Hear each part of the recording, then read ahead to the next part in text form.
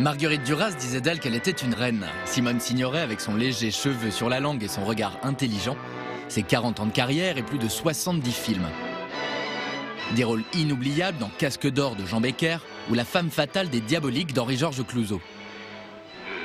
Elle a été coriace. Signoret, c'est aussi un couple légendaire avec Yves Montand, 35 ans de mariage, 7 films ensemble et un engagement politique de gauche tout au long de leur carrière. Pour l'anniversaire des 30 ans de sa mort, Entrée libre s'est intéressé à la femme derrière l'actrice. Portrait de Simone, avec sa partenaire dans l'Étoile du Nord, Fanny Coutençon, la journaliste Anne Sinclair et un ami du couple, Philippe Labro. Bon, eh ben mes petits-enfants, amusez-vous bien.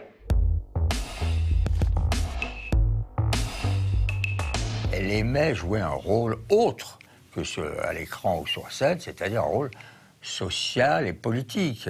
Elle est à la fois la formidable et merveilleuse Casque d'or qui éblouit Serge Reggiani, et en même temps, elle est la Mathilde de l'Armée des Ombres, où elle est admirée par Lino Ventura. Elle va de Reggiani à Ventura. Il y a eu Noiret aussi, avec certains films, Gabin. On l'a mis toujours en face de personnages et de comédiens masculins qui avaient du poids, qui avaient de l'expérience, parce qu'elle-même porter avec elle un bagage extraordinaire d'expérience.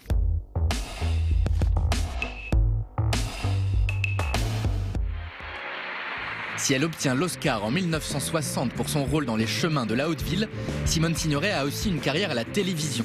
En 1965, elle obtient un Emmy, l'équivalent des Oscars pour la télé, avec son rôle dans la série américaine Small Rebellion. Starring Simone Signoret. You drank? Yes, I am. Like Andre Gide, I'm intoxicated with reality. Why don't you try it sometime? It's a kick.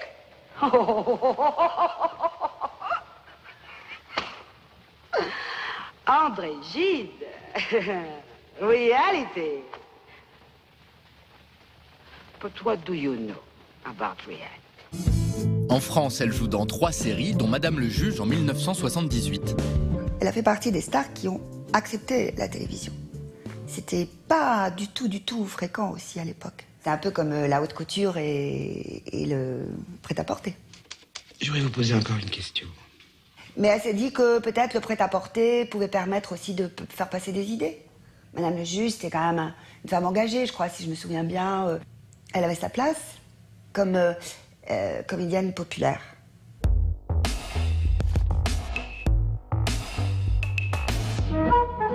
Comédienne populaire, Signoret se serait bien vue aussi journaliste. Dans la série Simone Intervieweuse, réalisée par William Klein, elle va à la rencontre des femmes dans les grands magasins parisiens.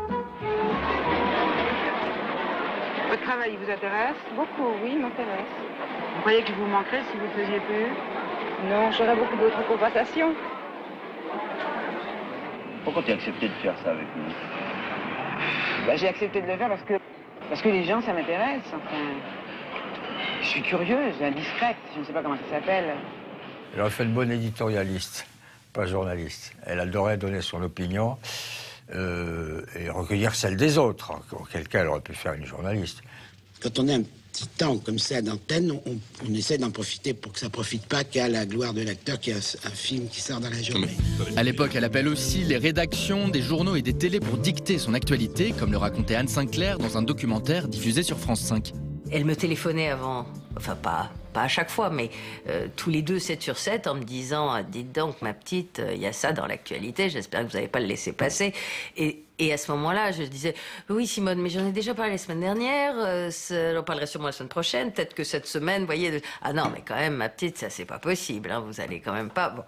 Et donc, elle vous obligeait, elle était là, c'était une vigie. Elle aimait jouer un rôle au sein de ce qu'on appelait à l'époque l'intelligentsia parisienne. Ça, c'était très clair. Et elle était devenue, avec Yves, une sorte de tour de contrôle, de phare, qui distribuait les cartes, comme on dit. Il fallait être adoubé par Simone. Si Simone vous adoubait, Yves acceptait. 30 ans après sa disparition, la voix de Simone Signoret nous manque cruellement. On aurait bien aimé l'entendre par exemple sur la question des migrants. Sûr qu'elle aurait aujourd'hui encore beaucoup de choses à nous dire. Oh, les gens des chemins de fer ont été très corrects. Mais la police, c'était pénible.